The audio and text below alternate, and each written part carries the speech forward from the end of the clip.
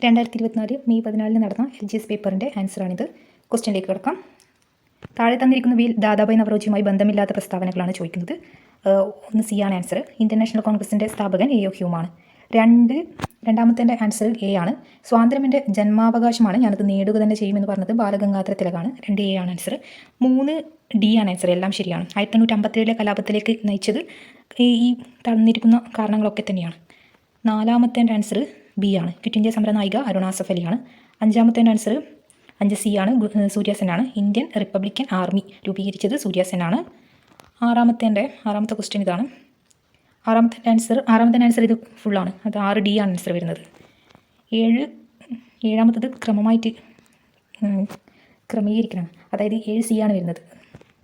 Malabar memorial Malayali memorial 1891 നിവർത്തന പ്രക്ഷോഭം 1932. ഗുരുവായൂർ സത്യാഗ്രഹം 1931 കുണ്ടറ 1802 രണ്ടാം തോന്നുന്നു. 7 സി ആണ് വരുന്നത്. 8ാമത്തെ ആൻസർ മാച്ച് ദ ഫോളോയിങ് ആണ്. 8 എ ആണ് വരുന്നത്. 9ാമത്തെ ആൻസർ ബി ആണ്. 9 ബി ആണ് വരുന്നത്. 8ാമത്തെ ക്വസ്റ്റ്യൻ കണ്ടില്ലേ? അയ്യങ്കാളി സാധുജന പരിപാലന സംഘമാണ്. പൊയ്കയിൽ കുമാരഗുരുദേവൻ പ്രത്യക്ഷ രക്ഷാ ദൈവസഭയാണ്. വാഗ്ബടാനന്ദ ആത്മവിദ്യാ സംഘമാണ്. വൈകുണ്ഠസ്വാമികളാണ് സമത്വ സമാജം. Okay, correct. ഇനി 10 ബി ആണ് ആൻസർ. വൈക്കം സത്യാഗ്രഹവുമായി ബന്ധപ്പെട്ടിട്ടാണ് കേട്ടോ. ഓക്കെ. 11ാമത്തെ ആൻസർ സി ആണ് വരുന്നത്. 11 സി ആണ്. 1950 ജനുവരി 26 നമ്മൾ റിപ്പബ്ലിക് ആവുന്നത്. ഓക്കെ. 12ാമത്തത് ഭേദഗതിയെ ചോദിക്കുന്നത് കേട്ടോ. Constitution part. 12 ബി ആണ് ആൻസർ. 86ാമത്തെ ഭേദഗതി 2002 APJൻ്റെ കാലമല്ലേ? അതെ. 13ാമത്തെ ആൻസർ സി ആണ് വരുന്നത്. കടമയാണ്. മൗലിക കടമ 4 ഏൻ്റെ അകത്താണ് വരുന്നത്. ഓക്കെ. ഭാഗം 3ൻ്റെ അകത്ത് മൗലിക അവകാശമല്ലേ? അതെ. 14 എ ആണ് വരുന്നത്. സ്വത്തവകാശം എടുത്തു കളഞ്ഞല്ലേ? അപ്പം നിയമാവകാശം മാത്രമാണ്, മൗലിക അവകാശമല്ല.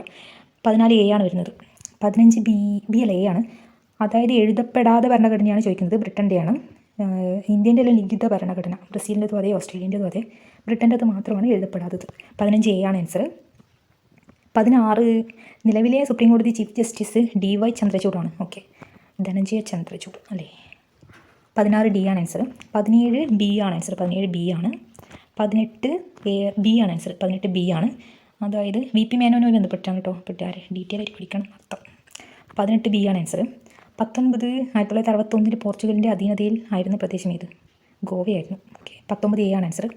20 ബി ആണ്. തുമ്പ ബഹിരാകാശ ഗവേഷണ കേന്ദ്രത്തിൻ്റെ ശില്പി ആരാണെന്ന് ചോദിക്കുന്നത്. 20 ബി വിക്രം സാരാഭായിയാണ്. 21 സി ആണ്.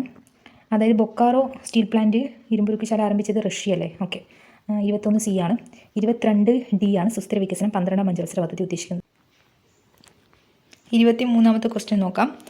താഴെ പറയുന്നവയിൽ കേരള സർക്കാരിൻ്റെ ഗവേണൻസ് ആപ്ലിക്കേഷൻ സോഫ്റ്റ്വെയർ ആയ സഞ്ജയ നൽകുന്ന സേവനങ്ങൾ ഏതെല്ലാം ചോദിക്കുന്നു. 23 ഡി ആണ് ആൻസർ.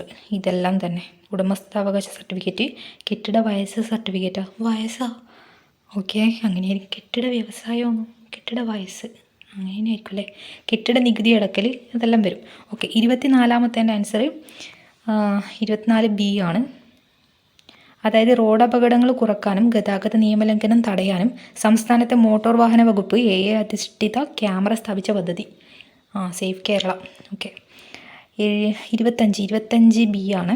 അതായത് നർമ്മദയും താപ്തിയുമാണ് ഉപദ്വീപീയ നദിയാണ് നർമ്മദയും താപ്തിയും. പക്ഷേ അവർ പടിഞ്ഞാറോട്ടേക്കാണ് ഒഴുകുന്നത്. അവർ മാത്രം, ബാക്കി എല്ലാവരും കിഴക്കോട്ടേക്കാണ്. ഓക്കെ, ശരിയാണ്. നർമ്മദ താപ്തി. 25 ബി ആണ്. 26